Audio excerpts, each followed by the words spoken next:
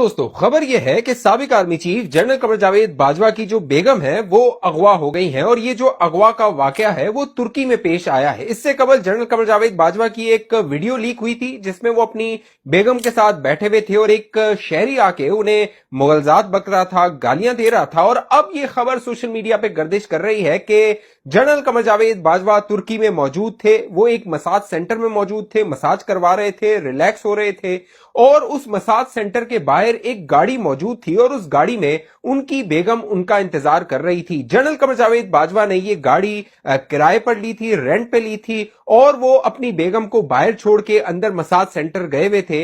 लेकिन जब massage centre से वो बाहर आए, जब जनरल कमर जावेद बाजवा, तो उनकी जो बेगम थी वो गाड़ी में मौजूद नहीं थी। जब जनरल कमर जावेद बाजवा ने आसपास पता किया तो उन्हें पता ये लगा कि उनकी जो बेगम है उनको चंद लोग लेकर गए हैं, अगवा करके लेकर चले गए हैं और वो जो गिरोह है जिसने उनको अगवा किया उनका ताल्लुक जिस्म फरोशी से है, जो तुर्की में ये सारा मामला करता है।